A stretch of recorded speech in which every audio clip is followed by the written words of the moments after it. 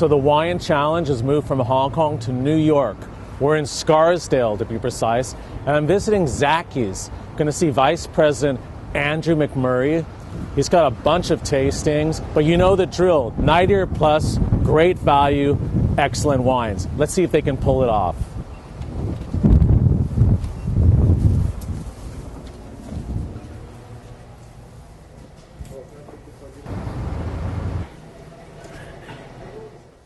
Andrew, great to be back. It's hard to believe it's been 2 years since the last time you were here, but we'd like to bring you here in the cold, months and taste white wine with you first thing in the morning. Well, great. So this is the first segment. So tell me, what's the theme here? We'll call this an undiscovered or a mainstreamed white wine category, and so we're going to give you a Germanic theme this morning. And it's wines that everybody loves. You taste them, you love them when you have tastings in the store. People don't open them enough, so we figured this would be a great opportunity to taste with you and get the message out on what we're excited about. And price point?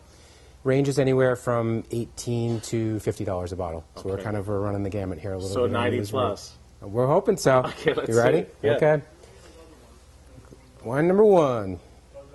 How many other people are drinking cold German wines in January when it's 20-something degrees out? Let's not forget, though, it's morning time. I didn't have my orange juice, so this is sort of a good thing to have in the morning. There you go. Nice, right away.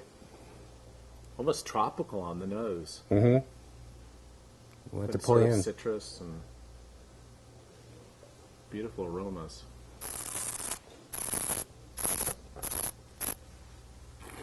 Wow. Grapefruit and minerals. Tangy acidity. Yep.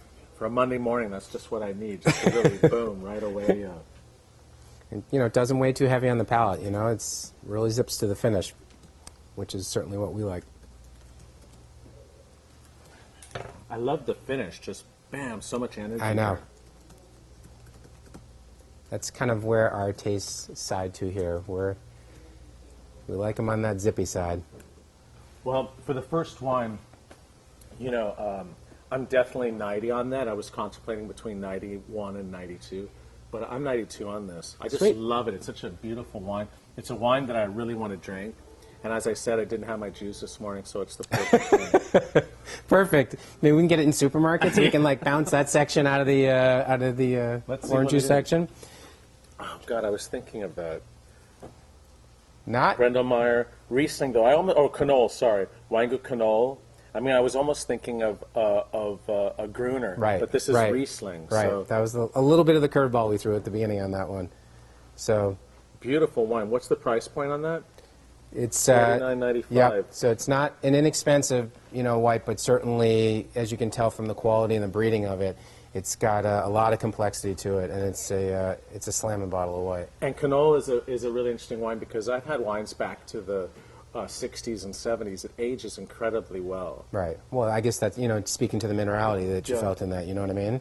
Great. Well, let's try the next one. Okay. Off to a good start. 92. So. Love the glasses, by the way. Oh, thanks. That's a lovely glass. So.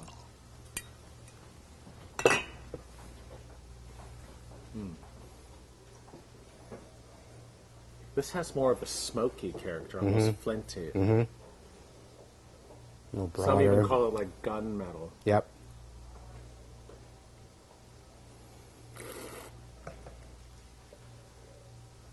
Palate's very grapefruity. It has a really good middle palate to it. Right, I was just going to comment on that as compared to the last one where the finish just grabbed you. Yeah. This one, in the mid palate. Yeah, it sort of expands on the mid palate. Yep. It's really, really delicious. Again, good orange juice replacement for first thing in the morning, but like you said, it's a little broader in the mid palate and has a little bit more texture to it. I think. It seems it might even have a little bit of age to it, but I don't know. We'll see. You tell me when you're ready for a reveal. Well, I'm definitely 90 on this one too. I'd give it a 90, 91. Okay, so we're Gruner. We're going Gruner, and this is the joint project between Aldo Sohn and Crocker. Wow. I'm not sure I've even had this one before. I hadn't until just about a week ago when my head wine buyer Jeremy said, this is something really unique, very special. It's kind of like, the Insiders Club. Not a lot of people know about it. So you can see it carries a not insignificant price tag along with it. Yeah, $71. Yep. It's not your typical Gruner when people are thinking like in the teens and whatnot, but because this is such a special, unique new project, it was, we thought, it would be, if anything, worth as a reference point to taste and try. I actually liked the first wine better, but they're both outstanding wines. And again, Gruner has a much different, well, not much different, but a different profile than Riesling. Yeah. Where it is a little bit broader, rounder, Yep. less tension from the acidity. Yep, without a doubt. Okay, great. Okay, we ready to hit number 3? Yep. Let's do it.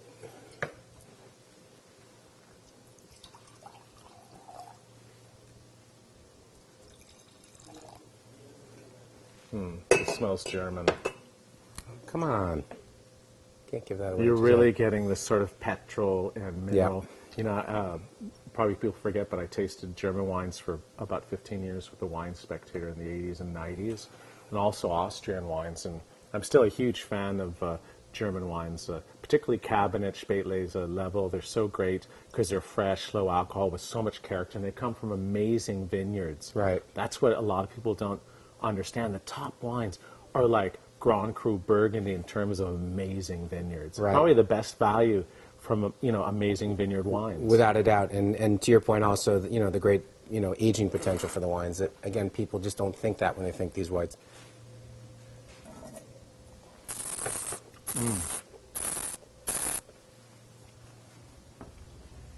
This is much more focused than the Austrian wine, where it's really pinpointed palate. Again, you're getting some tropical fruits, but you're also getting some apricots and tangerines, minerals. It has that nice tension between freshness, acidity, and a tiny bit of residual sugar. Yep. I'm thinking once the weather starts to turn here, whenever that might be, sitting on a blanket in the park, drinking this on a Sunday morning. That would be awesome.